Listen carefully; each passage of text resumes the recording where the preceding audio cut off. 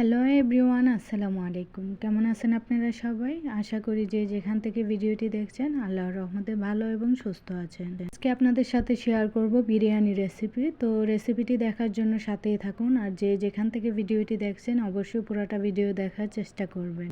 যারা যারা এখনও সাবস্ক্রাইব করেননি আমার চ্যানেলটিকে সাবস্ক্রাইব করে দিবেন, পাশে থাকা বেল আইকনটি অল করে দেবেন, তাহলে আমার সব ভিডিওর নোটিফিকেশন সবার আগে পেয়ে যাবেন। প্রথমেই আমি মাংসটাকে ভিজিয়ে রেখে দিয়েছি, তারপর হচ্ছে মশলা আমি যা যা লাগবে সব একটা পাত্রে রেডি করে নিয়েছি। আর হচ্ছে লাগবে আমার টক দই। তো মাংসগুলোকে আমি ভালো করে ধুয়ে নিয়ে এখন ম্যারিনেট করে রেখে দেবো আধা ঘন্টার মতো। আর যারা যারা আমার চ্যানেলটিকে সাবস্ক্রাইব করেছেন অথচ আমার ভিডিও দেখেন না, লাইক কমেন্ট করেন না, এটা কিন্তু একদমই ঠিক না। আপনি যাকে সাবস্ক্রাইব করবেন অবশ্যই তাকে সাপোর্ট করবেন, শুধু আমার বেলা না সবার বেলায় বলতেছি। আমরা যদি একজন আরেকজনের পাশে নাই থাকতে পারি, শুধু শুধু সাবস্ক্রাইব করে সংখ্যা বাড়ানোর কোনো মানে হয় না। আপনার যদি কারো ভিডিও ভালো লাগে তখনই কিন্তু আপনি সাবস্ক্রাইব করেন, কিন্তু সাবস্ক্রাইব করার পর যদি আর কখনো খবর না থাকে, নোটিফিকেশন আসলে আপনি এড়িয়ে যান, তাহলে কিন্তু আপনার নিজেরও ক্ষতি, যাদেরকে সাবস্ক্রাইব করেছেন তাদেরও ক্ষতি। তো আশা করব আমরা যাদেরকে সাপোর্ট করেছি সবসময় এভাবে পাশে থাকবো, সাপোর্ট করব, শুধু সাবস্ক্রাইব করেই বসে থাকবো না।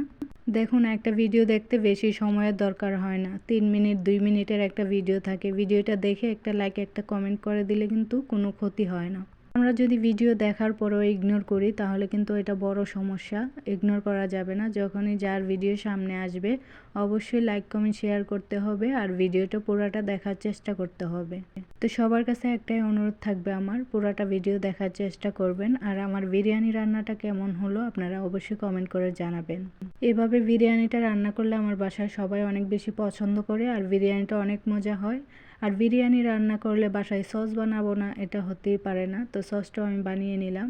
আর এখন হচ্ছে ভাতটা রান্না করার জন্য যা যা লাগবে আমি সব কিছু দিয়ে দিলাম। পানিটা বলক ওঠার পর আগে থেকে ধুয়ে রাখা চাউলটা আমি দিয়ে দেবো। আর এখানে বেরেস্তার একটু তেল ছিল, ওই তেলটাও আমি দিয়ে দিলাম। দেখেন মাংসর কালারটাই কত সুন্দর হয়েছে, একদম এমনিই খেতে ইচ্ছে করছিল আমার। আর যখন বিরিয়ানিটা রান্না করছিলাম তখন পুরো বাড়ি তো গ্রানে একদম হৈ হৈ করছিল।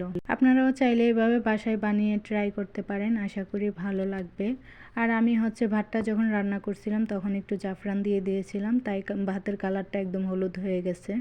মাংসটা একদম সফট হয়ে গেছে। আমি প্রেসার কুকারে রান্না করেছিলাম মাংসটা, তার জন্য অনেক সুন্দর সফট হয়েছে। আর এখন আমি জাফরান গলিয়ে উপর দিয়ে দিয়ে দেবো।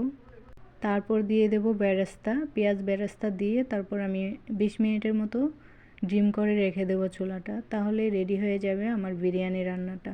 তো এই তো আমার বিরিয়ানি রান্নার ফাইনাল লুক। দেখেন ধোঁয়া ওটা গরম গরম বিরিয়ানি খেতে কেমন এখনই খেতে ইচ্ছে করতেছে। যাই হোক, যেহেতু রান্না করেছি খাবো একটু পর। তো এই তো আমার রান্না বাড়া শেষ, এখন চলে আসছি আমি খাওয়া দাওয়া করতে। আমার ভিডিওটি কেমন লাগলো অবশ্যই কমেন্ট করে জানাবেন। আর যারা যারা আমার ভিডিওটি দেখছেন তাদেরকে অসংখ্য ধন্যবাদ। আমি যে কথাগুলো বললাম কেউ যদি মনে কষ্ট পেয়ে থাকেন ক্ষমা সুন্দর দৃষ্টিতে দেখবেন। আমি শুধু আমার জন্য বলি, যারা একটা চ্যানেল খুলে সবারই মনে অনেক স্বপ্ন আশা থাকে, তার জন্যই সবাইকে সবার পাশে থাকতে হবে, তাহলেই কিন্তু আমরা সফলতার মুখ দেখতে পারবো। তো এই ছিল আমার আজকের ভিডিও। সবাই